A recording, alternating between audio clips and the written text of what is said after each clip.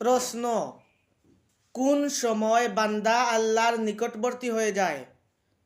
প্রিয় দর্শক, এই প্রশ্নের উত্তর যদি আপনাদের জানা থাকে তাহলে কমেন্টের মাধ্যমে জানান। আর যদি উত্তর জানা না থাকে, এক্ষুনি আমি উত্তর দিচ্ছি, শেষ পর্যন্ত দেখতে থাকুন। কোন সময় বান্দা আল্লাহর নিকটবর্তী হয়ে যায়, কাছাকাছি চলে যায়? এই প্রশ্নের উত্তর হবে, বান্দা যখন সেজদা দেয় তখন আল্লাহর নিকটবর্তী হয়ে যায়। আশা করি উত্তর পেয়েছেন।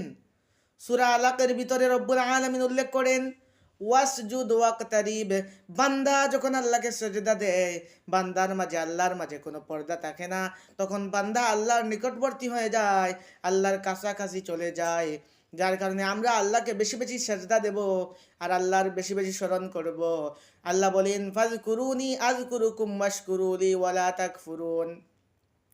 তোমরা যদি আমি আল্লাহরে স্মরণ করো, ফাযকুরুনি, তোমরা যদি আমাকে স্মরণ করো, আযকুরুকুম, এখানে জমির রয়েছে, বহুবচন রয়েছে, আমি তোমাদেরকে স্মরণ করব। ওয়াশকুরুলি, তোমরা আমার শুকরিয়া আদায় করো। ওয়ালা তাকফুরুন, যাতে তোমরা আমার নিয়ামতের অকৃতজ্ঞতা পোষণ করিও না, নাফরমানি করিও না, অস্বীকার করিও না। আল্লাহ যেন আমরা রে তানরে বেশি বেশি স্মরণ করার তৌফিক দান করুন, আর সাজদা দিয়া আল্লাহর কাছাকাছি নিকটবর্তী হওয়ার তৌফিক দান করুন। আমিন। ভালো থাকবা, সুস্থ থাকবা এবং আমাদের জন্য দোয়া করবা।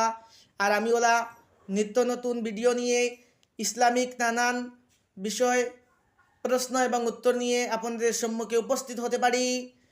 আল্লাহর কাছে আপনারা দোয়া করবেন, আল্লাহ যেন আমাকে সুস্থতা দান করুন। আর ভিডিওটি ভালো লাগলে অন্যের কাছে ইসলামের স্বার্থে শেয়ার করে ছড়িয়ে দিবেন, যাতে তারাও উপকৃত হয়। আসসালামু আলাইকুম ওয়া রাহমাতুল্লাহি ওয়া বারাকাতুহু।